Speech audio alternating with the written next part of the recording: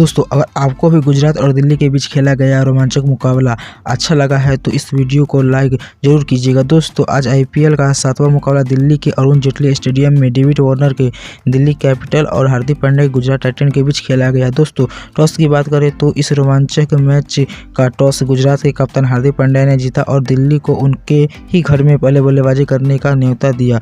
तो टॉस हारकर दिल्ली की तरफ से रनों की बारिश करने के इरादों से खुद कप्तान डेविड वार्नर और विस्फोटक बल्लेबाज पृथ्वी शॉ पारी की शुरुआत करने आए तो वही गुजरात के लिए मोहम्मद शमी गेंदबाजी की शुरुआत करने आए। दोस्तों आज का मुकाबला दिल्ली के लिए जीतना बेहद ही जरूरी था क्योंकि पहला मुकाबला लखनऊ से हारकर अपने ही घर पर खेल रही थी। ऐसे में मौजूद टीम गुजरात को चुनौती देने के लिए दोनों ओपनर को ताबड़तोड़ शुरुआत करने की ज़रूरत थी। हालांकि दिल्ली की उम्मीदों को बड़ा झटका दिया मोहम्मद शमी। जी हां दोस्तों, ताबड़तोड़ बल्लेबाजी करने के इरादे से आए दिल्ली के ओपनर अपना हाथ खोल पाते कि तीसरे ओवर में शमी ने पृथ्वी शॉ को बाउंड्री किनारे कैच करवाकर 29 रनों पर दिल्ली को पहला झटका दे दिया। पृथ्वी शॉ एक बार फिर फ्लॉप साबित हुए और 7 रन बनाकर ही आउट हो गए। दोस्तों पृथ्वी शॉ शमी की गेंद को छक्का के लिए भेजना चाहते थे लेकिन बाउंड्री के किनारे अल्जारी जोसेफ ने कैच पकड़ लिया। दोस्तों तीसरे ओवर में ही 29 रनों पर पृथ्वी शॉ विकेट खोने के बाद ऑस्ट्रेलिया के मिचेल मार्श बल्लेबाजी करने आए तो मार्श भी आते ही मोहम्मद शमी के पहले गेंद पर करारे चौके जड़कर अपनी पारी का शानदार आगाज किया। लेकिन दोस्तों भारत के बेहतरीन तेज गेंदबाज शमी ने अगले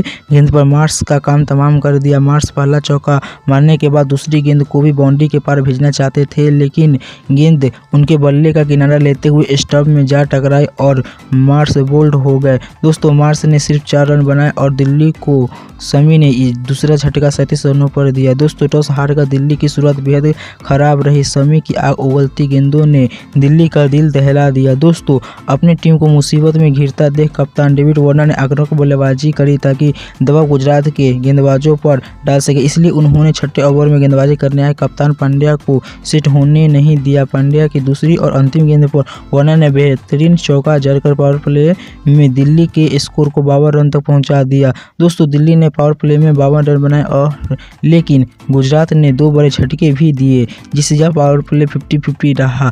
दूसरे छोर से बल्लेबाजी कर रहे वार्नर दिल्ली को इस झटके से जल्द उबारना चाहते थे। इसीलिए 7वें ओवर करने आए अल्जारी जोसेफ पर आक्रामक करते हुए वार्नर ने तीसरी गेंद पर शानदार चौका जड़ दिया। दोस्तों वार्नर के आक्रामक तेवर से घबराए जोसेफ ने चौथा गेंद वाइड डाल दिया लेकिन अगले गेंद पर वार्नर ने फिर चौका जड़कर इस ओवर में 11 रन बटोर लिए। दोस्तों वार्नर ने काफ़ी आक्रामक रूप ले लिया था।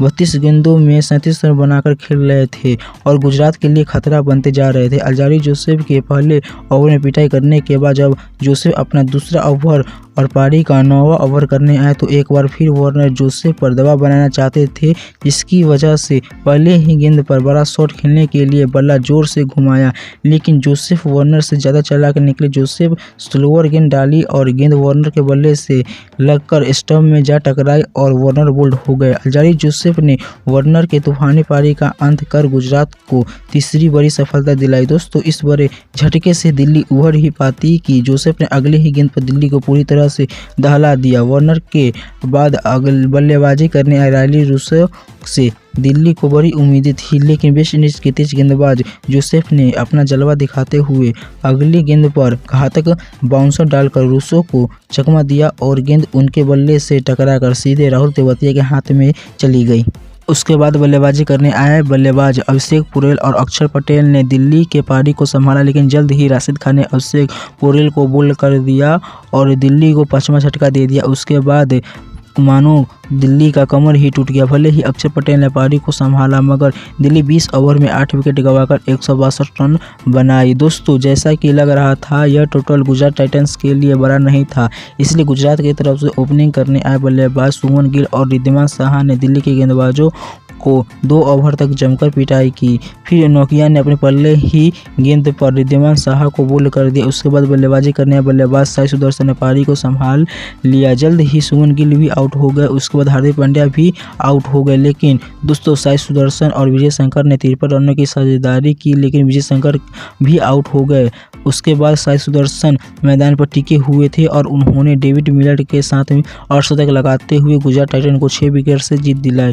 तो दोस्तों आपको साई सुदर्शन का प्रदर्शन कैसा लगा अपने कमेंट सेक्शन में लिखना ना भूलें। साथ ही वीडियो अच्छी लगी तो वीडियो को लाइक और चैनल को सब्सक्राइब करना ना भूलें।